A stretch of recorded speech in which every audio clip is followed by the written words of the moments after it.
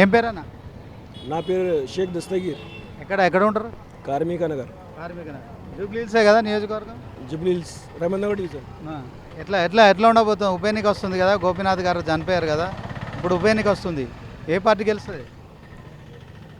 ఇప్పుడైతే కాంగ్రెస్ పార్టీ వస్తుంది. ఎట్లా వస్తానా కాంగ్రెస్ పార్టీ? ఎందుకంటే చాలా సంవత్సరాల నుంచి పనులు కాలే.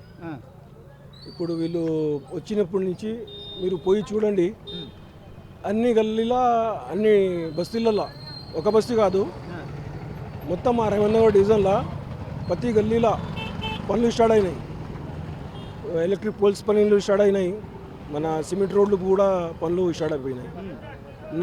నల్లు పనులు పక్కన చూడండి, ఇక్కడి నుంచి మినిమం ఒక ½ కిలోమీటర్ దాకా సీసీ రోడ్ ఇస్తున్నారు, విత్ పెద్ద డ్రైనేజ్ లైన్ కూడా ఇస్తున్నారు. ఇంకా రేషన్ కార్డులు కూడా అయిపోయినాయి. ఇంకా లాస్ట్ 10 years నుంచి కాలే, అందరికీ వచ్చినాయి. దీనికి కారణం ఎవరు? కార్పొరేటరా? మా సిఎన్ రెడ్డి కార్పొరేటర్ గారు అందరికీ చెప్పించినారు. చెప్పి మంచిగా పనులు చేపిస్తున్నారు. కార్పొరేటర్ ఆయన టీఆర్ఎస్ నుంచి కాంగ్రెస్లో వచ్చినప్పటి నుంచి చాలా బాగా పని చేపిస్తున్నారు. టీఆర్ఎస్లో ఉన్నప్పుడు ఏం చేయలేకపోయినా? ఆయన టీఆర్ఎస్లో ఉన్నప్పుడు ఏం చేయలేదు, ఆయనకి చేయనీయలేదు అసలు.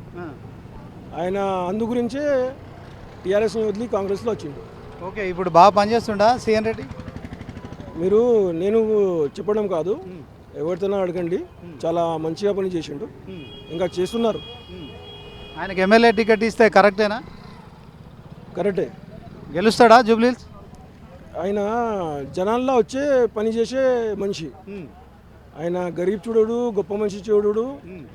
ఆయన సినిమా యాక్టర్ కాడు, గరీబ్ మనిషిలా వచ్చి పని చేస్తాడు.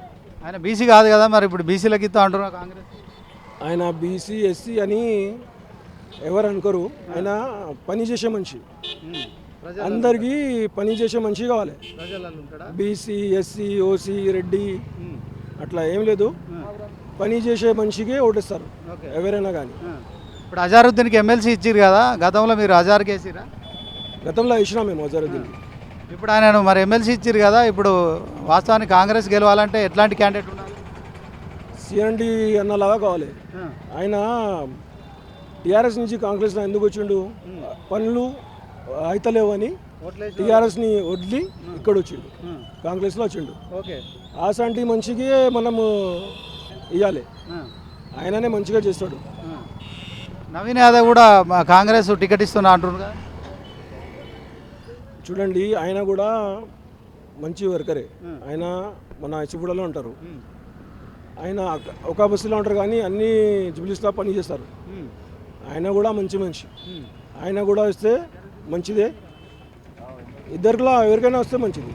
ఓకే, ఇప్పుడు వీళ్ళిద్దరు మాత్రమే ఉన్నారా, ఇంకెవరన్నా వస్తారా? వేరే వాళ్ళు ఎవరు వద్దు, వీళ్ళే ఉంటే మాకు పని అవుతుంది. ఎందుకంటే వీళ్ళే ఇద్దరు మనుషుల్లో వచ్చి పని చేస్తారు. మళ్ళీ బయట వాళ్ళు వస్తే బయట వాళ్ళే ఉంటారు, మా వాళ్ళు మాకు కావాలి. బయట పార్టీకి ఏం చెప్తారు? లోకల్ వాళ్ళకి ఏమంటారా, బయట వాళ్ళకి? లోకల్ వాళ్ళకి ఇవ్వాలి. బయట వాళ్ళు వస్తే మనం పరిచయం లేదు, మనం గుర్తుపెట్టము, ఆయన మనకి గుర్తుపెట్టాడు. నవీన్ యాదవ్ ఎప్పుడన్నా వస్తున్నాడు ఇక్కడికి?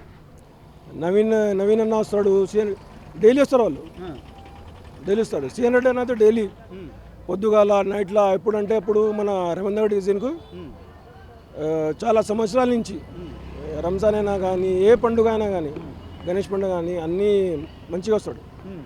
కేవలం బీసీకి మాత్రం ఇవ్వాలనే డిమాండ్ ఉంది కదా, మరి సిఎన్ రెడ్డి ఓసీ అవుతాడు కదా, ఆయన రెడ్డి కదా, దీని ఎట్లా ఉండబోతాను అన్న? నీకు ఏం చెప్తున్నా, రెడ్డి ఓసీ బీసీ ఎస్సీ ఎవ్వరు చూడరు, పని చేసే మనిషిగా చూస్తారు. గరీబుల్లోకి ఎవరు చూస్తారు?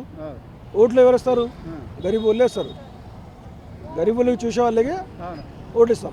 హైదరాబాద్లో కార్పొరేటర్ అంటే బాగా కోట్లు సంపాదించిన పేరు ఉన్నది కదా, సిఎన్ రెడ్డి కూడా అట్లనే ఉన్నాడా కార్పొరేటర్గా? ఓకే, ఏం చెప్తారు? ఆయన ఎవరితో అయినా కానీ ₹1 డొనేషన్ ఎవరి దగ్గర తీసుకోలే. ఇంకా ఎవరైనా హెల్ప్ చేయడానికి పోతే వాళ్ళకి జేబు నుంచి ఇస్తాడు. ఇంకొకటి ఆయన ఇది సీఎం రిలీఫ్ ఫండ్లు చాలా చేసిండు. సీఎం రిలీఫ్ ఫండ్ చాలా సపోర్ట్ చేసిండు పోయి. ఆయననే ఉంటే మంచిగా ఉంటుంది.